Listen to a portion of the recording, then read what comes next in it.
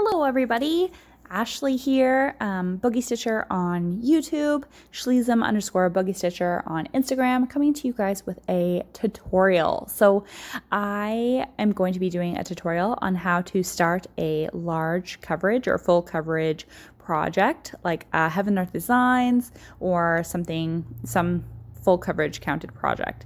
So first off, I wanted to start by recording what I normally do before I even start the project, and that is try and figure out what size of fabric I need. So I have found a pattern / I made my own, but we can just pretend if it's, any pattern, it doesn't really matter. But first you need to figure out what size fabric, how big you want, and etc. So I have a big piece of 18 count fabric that I think will work, but first I need to confirm that it's going to work for me. So first off, 123 Stitch has a fabric calculator that is awesome. I absolutely love it. You can use it for even count or even weave. You can use it for ADA. I normally just use the even weave one because and I'll explain why.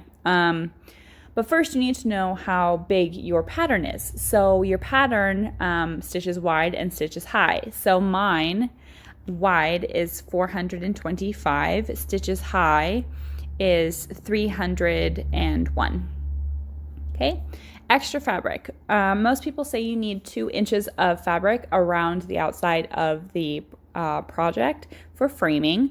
I find if I can, I like to use 3 just because it's easier to put it in the hoop. It's easier to put it in a Q-snap. 2 is what I normally end up using, but I prefer 3 if I have the extra fabric. So the first thing I do is I put 3 inches in to start and see if my piece of fabric is big enough. So I'm going to start with 3, and then the fabric that I think is going to work for me is 18, but this is where you can kind of play around with everything and you can see, okay, you can put in your preferred fabric count like 25 or 18 or 22, 28, whatever you end up using, and see if it will work for that size. And if not, then you can start kind of playing around with the different fabric sizes to see, what you have on hand versus what you think you can get a hold of or buy or whatever. So this is where the calculators differ. This threads covered per X. So for even weave, you can stitch over 2 stitches. So for example, a lot of people who stitch on 32 count or higher counts like that will stitch over 2 to make it actually be 16 or 18 count. But for ADA fabric, you don't need that. So I'm going to stitch over 0 threads, or excuse me, over 1 thread, because I'm going to stitch over 1 square on 18 count ADA. I'm not stitching any square or skipping any squares. So just over 1. So when I calculate my size, it says that I need a piece of fabric, including the 3 inches around the border, 30 inches wide by 23 inches high. Well, I've already measured my piece of fabric and I actually have a little bit over that. So my fabric is perfect. But let's say I was like, okay, well, I have a piece of fabric in 18, but what if I wanted to do 22 count Hardanger? So I'm going to put 22 count and see what it gets me. Oh, look, I need 26 inches wide by 20 high. Oh, well, maybe I have a piece that's a little bit smaller than that. I could probably play around with it, and instead of doing 3 inches of a border, I could do 2, and it might change things a little bit. There, now, oh, I have a piece that fits that size. Perfect. But for me, right now, I have an 18 count piece of ADA, and so I'm just going to do that. So, oh, and I want 3 stitches. Or 3 inches. And there we go. So that's the size piece of fabric that I need. 30 inches wide by 23 inches high. And like I said, mine is bigger than that. So it works out perfect. Sorry for the yawning. All right, I'm going to go ahead and pause this video and then we will move on to the next step, which will be measuring the fabric and gridding. So stay tuned. Okay, guys, so here is the second step. So I have grabbed my piece of fabric. Here's my 18 count. The next step would be to try and decide if you want to use a hoop or a Q-snap and or a scroll frame or whatever you're going to be stitching on in hand, and decide that point. So I'm going to be stitching on a hoop. So I have the hoop next to me in my chair. The next thing we need to do is I prefer to grid my fabric, and I have a gridding pen. So I have this pen right here, and I believe I got this from either Hobby Lobby or Michael's or Joann's. They all kind of sell them, and it's just a water-soluble marking pen. So mine removes with cold water, works great. If I can get it to focus. There we go. That's all it is. So we are going to be gridding our fabric. So in my calculator tutorial, I showed that I wanted to have 3 inches. So normally what I do is the marks on my finger. Hopefully, is that... I have such a hard time with my camera. Where am I? Okay. There we go, hopefully.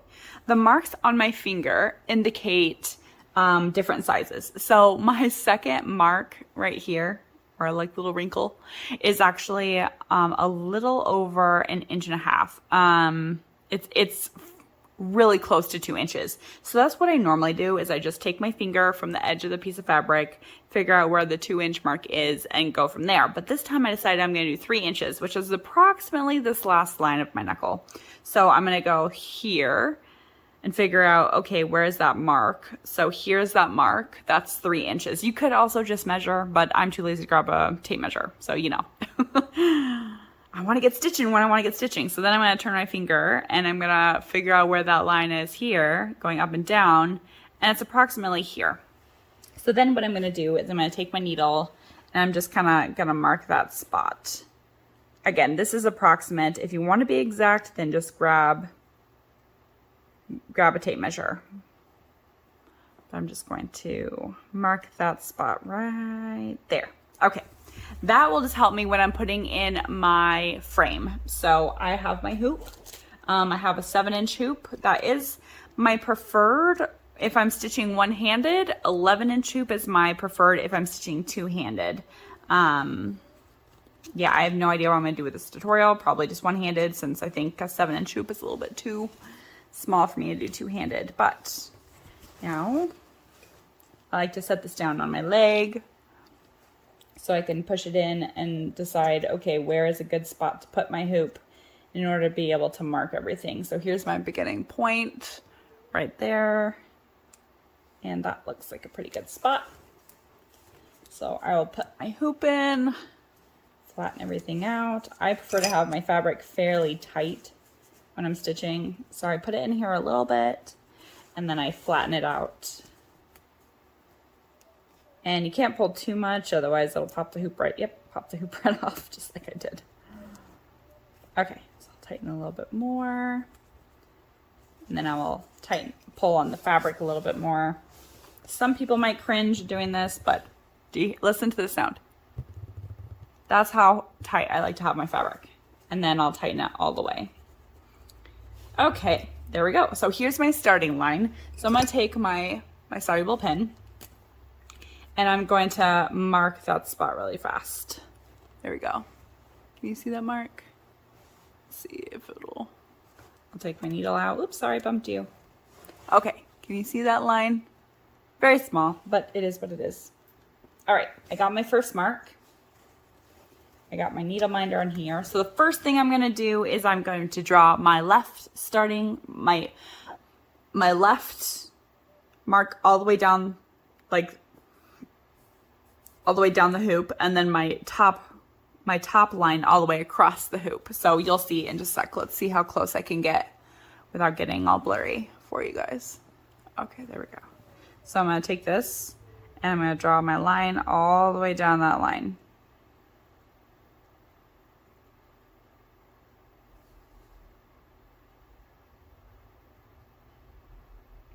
Now, I don't grid my entire project. The reason why is this marker will kind of disappear as time goes on.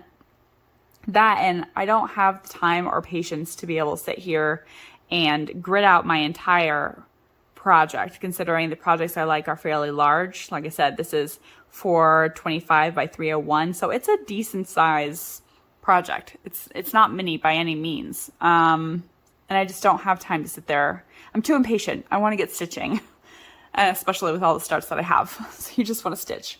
Okay, so here's my left line. Now I'm going to do my top line across. So now I'm going to find that top mark, and I'm going to go across. Can you still see me? Okay, sorry, it's a little crooked, but I have to be able to turn my fabric. Now, I am not a straight drawer, but I try. I just grid across the dots. So, see, focus. There we go. So I just grid across, okay? All right, next thing I'm gonna do is I'm gonna start counting 10 across and down. Every time I count to 10, I will draw my little mark, and then eventually I will go in and fill in those lines. So here we go. 1, 2, 3, 4, 5, 6, 7, 8, 9, 10. And I always double count the first one. Okay, there we go. So 1, 2, 3, 4, 5, 6, 7, 8, 9, 10. 1, 2, 3, 4, 5, 6, 7, 8, 9, 10. 1, 2, 3, 4, 5, 6, 7, 10. Hopefully this isn't blurry. I'm so sorry. 1, 2, 3, 4, 5, 6, 7, 8, 9, 10. So on and so forth. I could keep going, but I'm just going to try and grid as much as I need to stitch and show you guys today. So 1, 2, 3, 4, 5, 6, 7, 8, 9, 10. 1, 2, 3, 4, 5, 6, 7, 8, 9, 10. Okay. 1, 2, 3, 4, 5, 6, 7, 8, 9, 10. 1, 2, 3, 4, 5, 6, 7, 8, 9, 10. 1, 2, 3, 4, 5, 6, 7, 8, 9, 10. 1, 2, 3, 4. Okay, so there we go. I have all my lines going up and down, left and right. Now it's just a matter of drawing your lines. So I'm going to draw the lines down.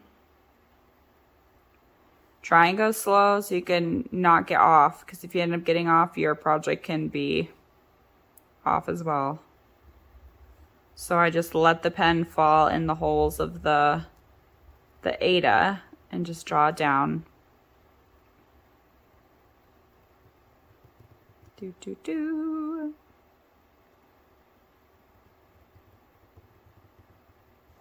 Oh, see, I got off a little bit right there, so I had to redraw it. See, we all make mistakes. Okay, now I gotta turn this. Sorry, I just got this really fast. I always draw my lines a little bit over, so that way as I stitch this point, I still have a reference point to continue drawing my grid lines, and I haven't stitched over the top of them.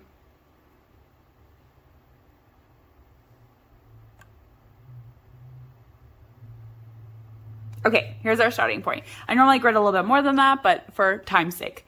Next thing I do is I draw my numbers. So it's easier for me if you're looking on the pattern and referencing things. So this starts at 0, and then we got 1, 2, 3, 4, 5. 1, 2, 3, 4. You can't see them very well probably on camera, but I can see them just fine in person. So that's that. Next thing,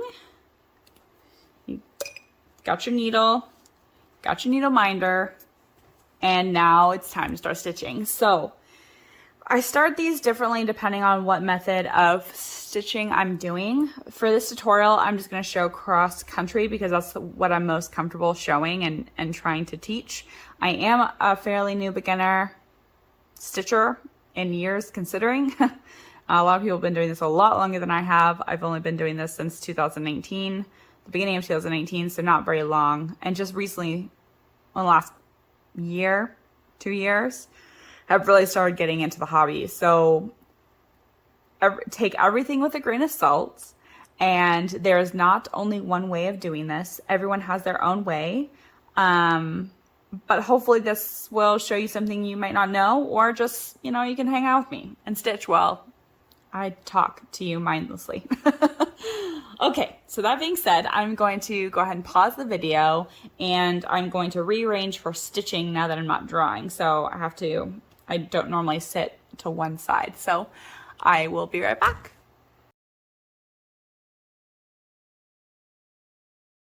All right, part 3, so to speak. So first things first is I am going to, I'm actually recording the video on the phone I normally use Pattern Keeper on. So I actually have my old iPhone here that I can, use to, I took pictures of the pattern so I can see what I'm doing here. So, yeah. Change this really fast. See if I can remember how to rotate this thing. Let's rotate this bad boy.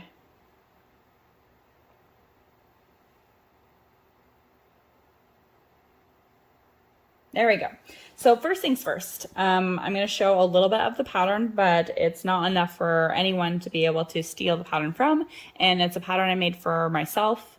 I didn't purchase this pattern. I made it. So I feel confident that I can do this. So I'm going to go ahead and show you guys the pattern. I'm going to shut the light off. Hopefully that will help with not blinding you guys to death. Actually, I could just do this. Okay, so first things first, I use Pattern Keeper. And I normally start my cross stitching when I'm cross country, by picking a symbol that has a fair bit of stitching, because I am a reference stitcher. I like to look at other stitches and reference my other colors and symbols based off of a location. So for example, if I stitch something up here, I would refer to that stitch and go to over or to down instead of recounting the entire square. You will understand here in a few minutes. So I have picked a symbol that I'm going to use to kind of stitch around, and that's what I'm going to do. So this is color number 433. I decided to stitch this pattern 3 strands over 1 half stitch, 10 stitch, whatever you want to call it, half stitch probably, on 18 count Aida. So I'm going to use 3 strands.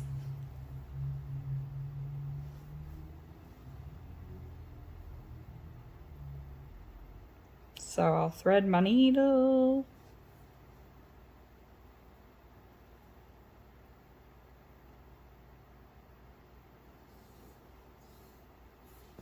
Okay, we're ready? Here we go. Let me rearrange my phone so I can see what I'm doing. And here we go. So I just start stitching. 1, 2, 3. Easy as 1, 2, 3. A, B, C, 1, 2, 3. Again, this is 10 stitch, so I don't have to finish, or half stitch, so I don't have to finish my stitch.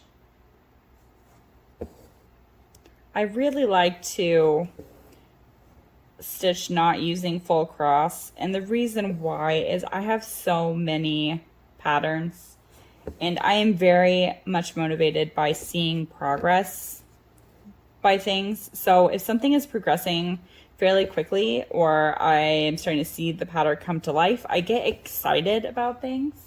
And so I'm more motivated to work on them, which is why I stitch half stitch so much. I love the look of full cross, but I just can't. Like, I feel like I would get too tired of it. So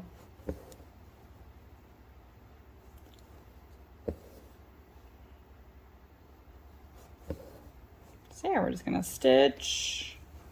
I will stitch this thread until the thread is completely done, like it's gone. And then I normally get bored of that color and switch to a different color. So as soon as this thread is out, we will switch.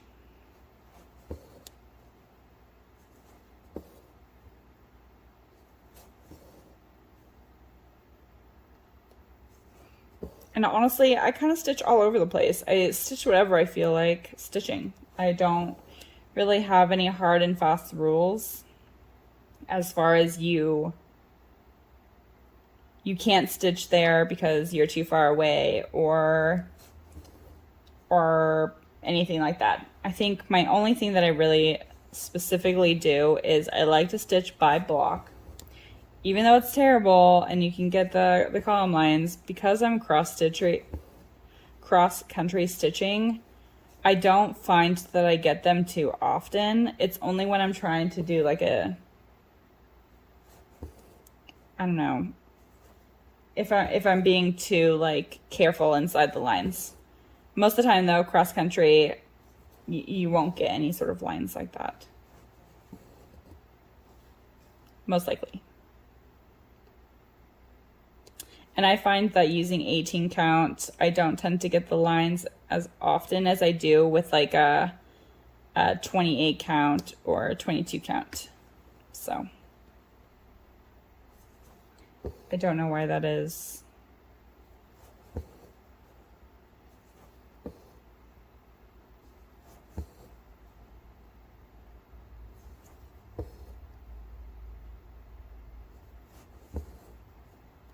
So yeah, I hope you guys are all having a great day, guys and gals. Hope you're gonna get some stitching in for this joyous Friday. I know I am. Heck, I'm probably gonna be working on this thing. This pattern is just beautiful. I am a huge fan of phoenixes. 1, 2, 3, 4. Huge fan.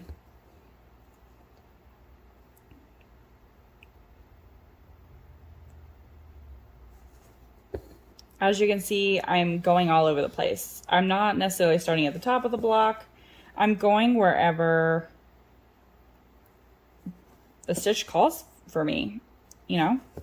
If a stitch calls to you, you gotta stitch it. You just gotta do it. You gotta scratch the itch, man. Scratch the itch. Now, on my stamped kits, what I like to do is I like to stitch in like a 4-column like section.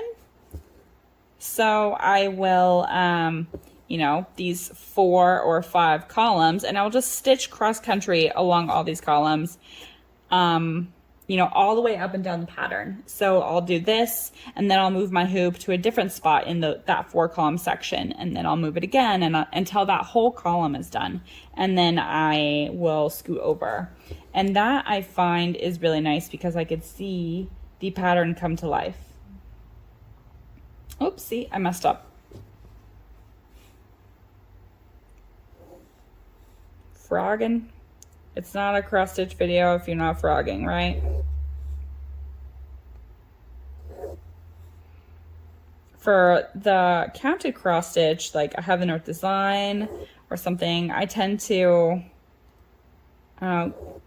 not get overwhelmed, but get overwhelmed in that I can't see this. I mean, I can see the symbols on Pattern Keeper, but there's just so many. Sometimes I spend more time trying to decide what color I'm gonna do instead of just stitching, which I know is just so silly, but it's totally true.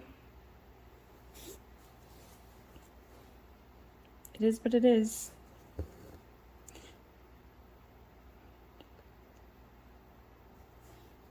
So I actually started, as soon as I get 2 or 3 colors going for reference, I will actually start picking the next symbol in the first block. I'll show you in just a second. As soon as I'm done with this color, then you'll understand what I'm talking about. So for example, actually, I guess I can show you right there here. So I'm stitching this symbol, okay, wherever the thread takes me. I'm gonna pick another symbol with a fair bit of stitches. I'm gonna stitch whatever, wherever the thread takes me.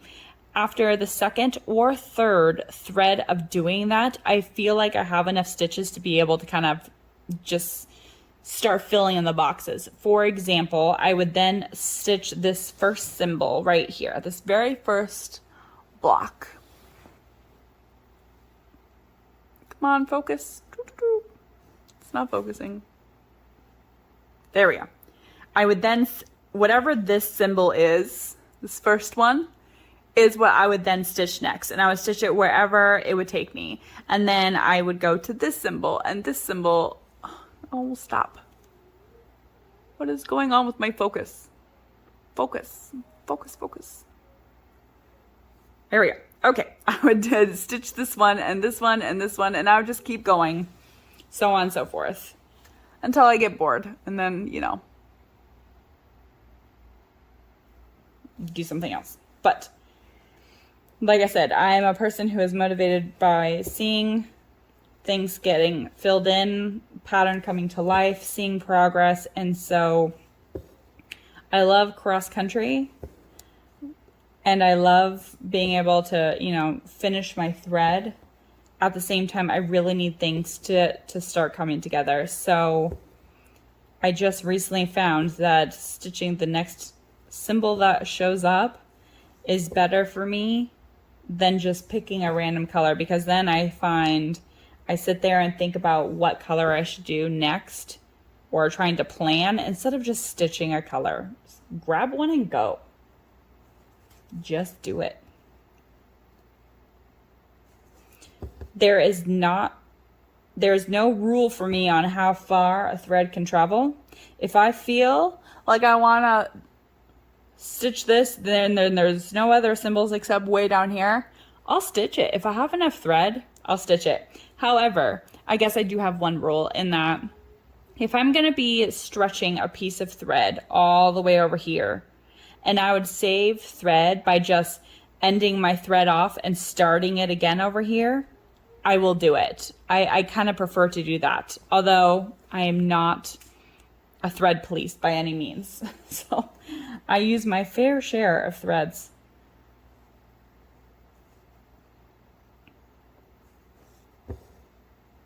But if it's only like one ninja stitch all the way down there, ninja stitch being lone stitch, only 1 or 2 stitches down there, I'll carry the thread.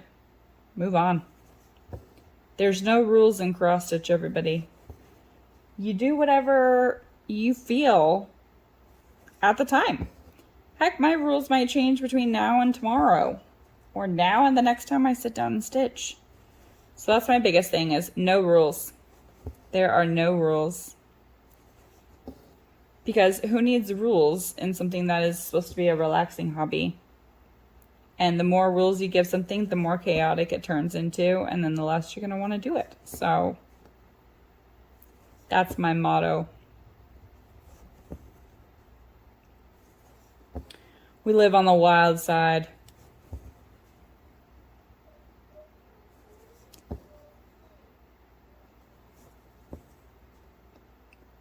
So we're just going to keep stitching.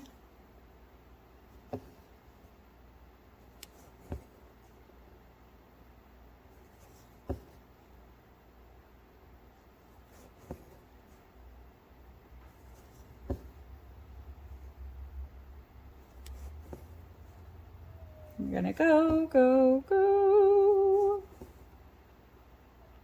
1, 2, 3, 4. 1, 2, 3, 4. I'm gonna connect these two now. One right there. One right there. Oh, my dog wants inside, so I'm going to pause the video. Be right back.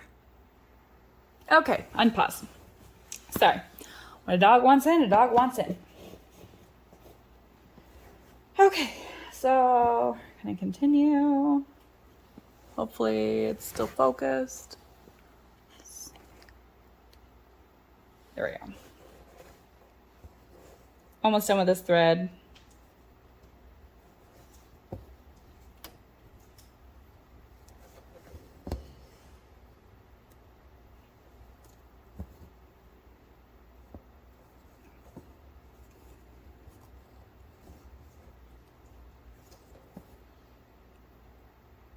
Oh, I guess another thing I kind of need to explain, the threads. So for my floss organization, I have everything on these floss organizers.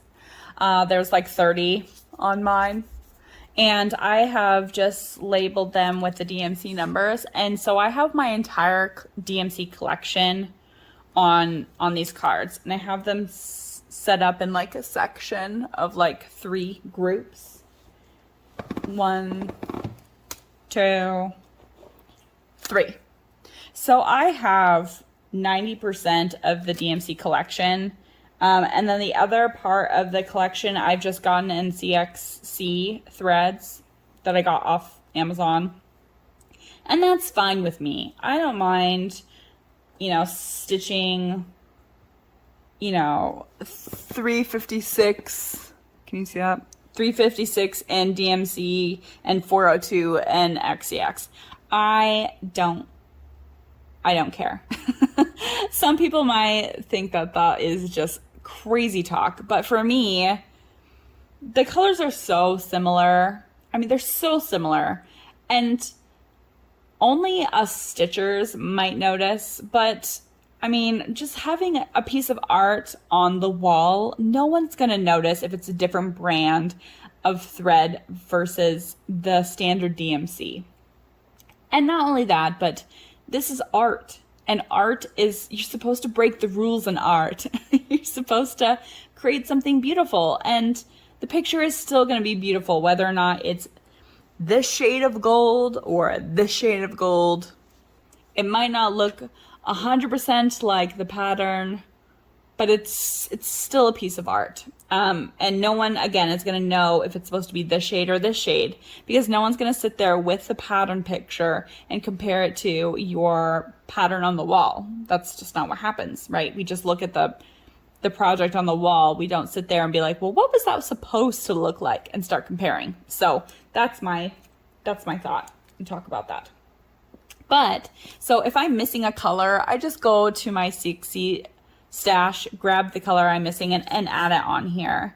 However, if you don't have the full set, or, you know, you kit things up, if I have to kit things up, which I don't do anymore, but I used to, I would look at my first page and I would try and grab 20 to 30 colors, the first 20 and 30 colors that I see on that page, or enough colors to get me by on the first page to get me stitching.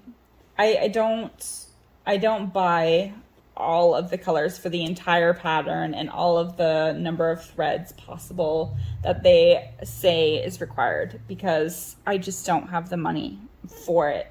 So I would normally just be like, okay, I'm gonna pick enough to get me through, you know, and get the pattern started on the first page, and call it good.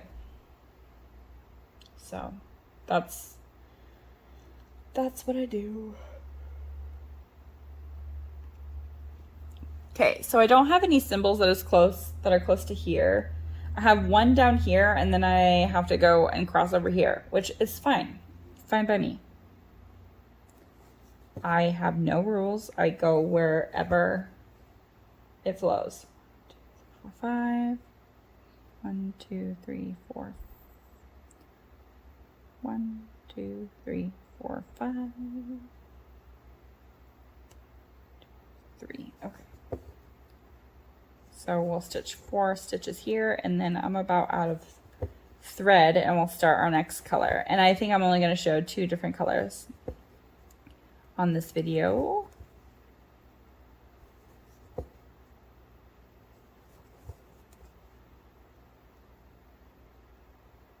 So what I mean by location stitching is I don't like to sit here and count. I want to stitch. So I know that I have 4 stitches here, and my next one is technically 4 over, it is like over here somewhere. Instead of sitting here and counting on my pattern where it is and then counting on here where it is, I would just rather know, okay, the stitches is 1 more above this stitch and 2 over. So there's 2 stitches in between it. So 1, 2, so I'm stitching right here. So I find that using my stitches I've already laid down in location to where the next stitch is easier for me, because I don't have to sit there and count. So again, my next stitch, I have one blank stitch in between and it's on the row below. So let me make sure I'm focused. Okay, so I just went the row below. Here we go. And I'm gonna, here's my blank stitch, and then here's my next stitch. I didn't count anything. I just looked at the picture, at the pattern, to see where, in relation to everything else, something is. And that's how I cross-country stitch. It can get you into trouble, you know, if you lay one stitch down and then you're location stitching every other stitch. You put one stitch down, you put it down incorrectly, but then you're also location stitching off of that stitch. You could have a lot of stitches wrong that you have to frog. However, excuse me, I don't make those mistakes too often. And when I do, I look and see, okay, is it a similar color or is it an offset color? Like if this was an incorrect stitch and it was supposed to be white, yes, I would frog it. So I would sit there and I would clip the stitch and I would put the next stitch in and not really worry about anything else. However, if it was another brown color and it wasn't a detail color, like it's just in the background somewhere, I'd hide it. Or I'd stitch straight over the top of it with the corrected color.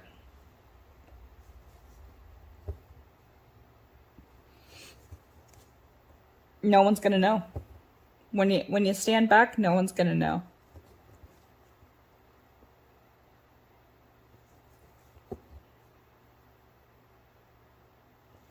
All right, my thread is getting a little tight, so I weave my stitches underneath, and here's my back.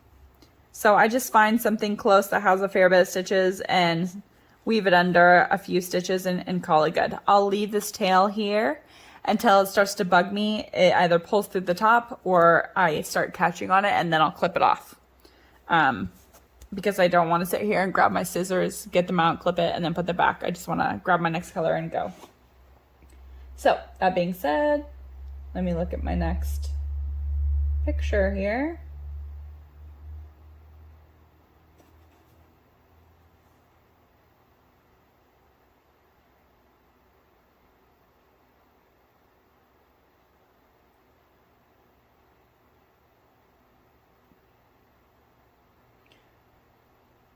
All right, I just did that symbol.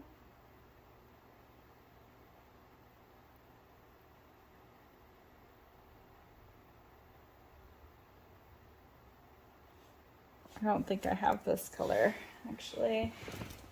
801. So I'm just gonna sit here and look. Yes, I do have 801. Okay. So I switched, found my color, 801. I'm stitching over 3 strands. Oops, sorry, I bonked you. Hope you're not seasick. Don't get motion sickness. All right, so my 3 strands. I prefer to use the loop start method, but it's not very easy when you're doing counted 3 strands because I cut my threads on my entire DMC collection a little bit shorter so that way I can keep them neat and untangled. So I don't really have a long enough thread to do the loop start on 3 strands. I do, however, have long enough threads on my kits, my stamped kits, to do the loop method. Okay.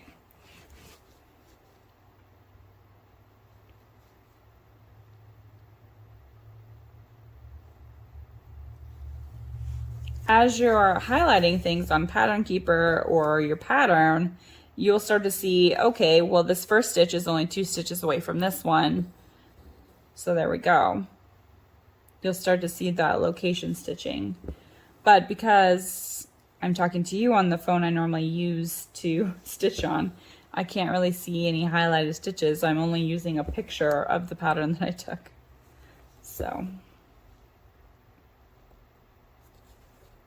a thread just poked through that piece of thread. that I didn't cut on the back. So, and I can't pull it through, so I can either use my needle to stick it back through. See, now disappeared. And then try stitching it again, or I can turn it around and clip it. But I'll just turn around and clip it because it's getting in my way.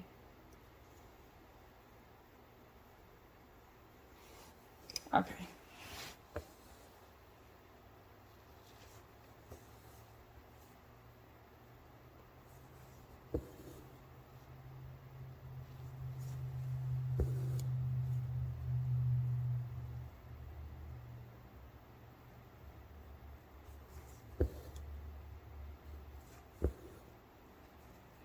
As you can see, I am significantly slower at counted cross stitch versus stamped kits because I have to count.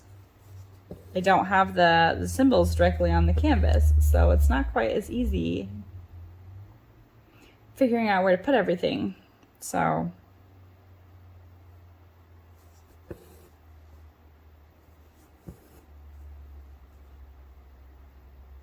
but that's okay. Speed is not everything. Just stitching is everything. Stitching. Every stitch counts. Whether or not you put 1 stitch in or 1,000 stitches in, it doesn't matter.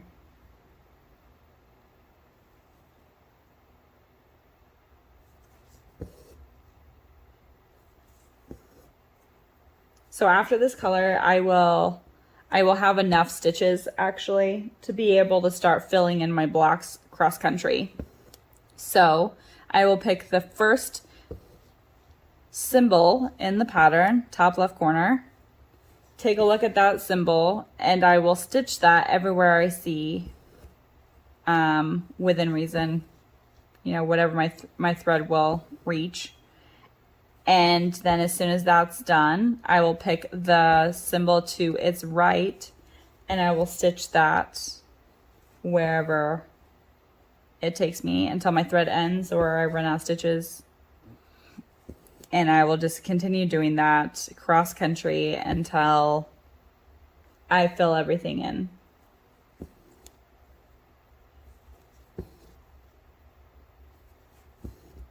Woo! Throwing my needle.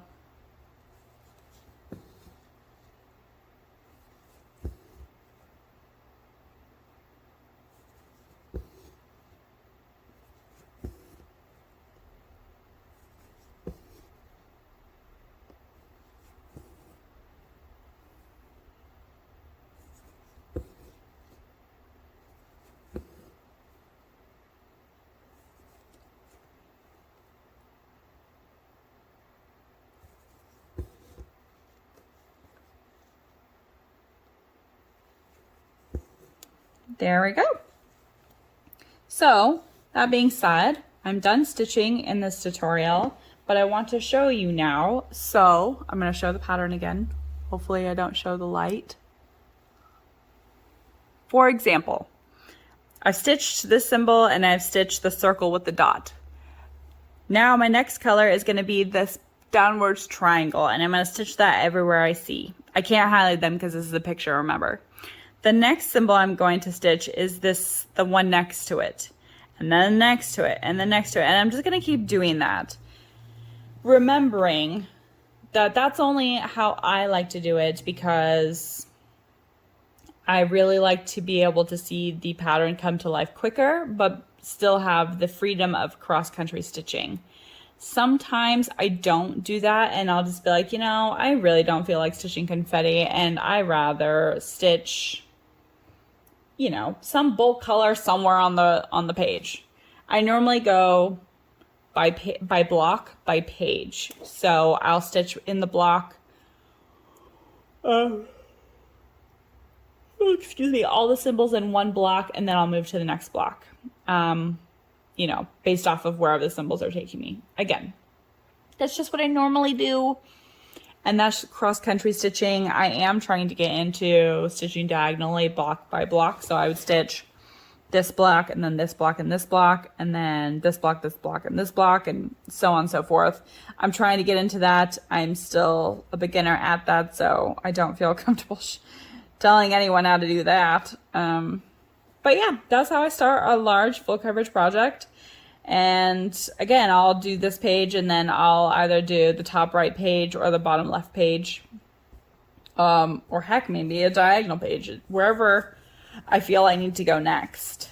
And if I want to stitch somewhere all the way over in the middle of the pattern, what I'll do is I will, I'll try and find some colors that kind of trail over there and do location stitching until I reach over there, and then I'll start stitching like the face or whatever detail I'm trying to get to.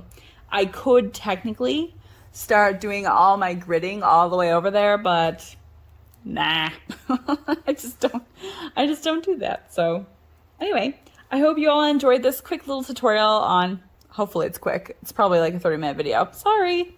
I hope you all enjoyed this tutorial. Thank you guys so much for hanging out with me and listening to me talk your ear off. I'm gonna go ahead and continue stitching this phoenix so I can show you guys in my next update, because it is wonderful. And thank you guys for returning. Thank you guys for subscribing. Thank you for any newcomers. Happy stitching, and I hope you all have a fabulous weekend. Bye-bye.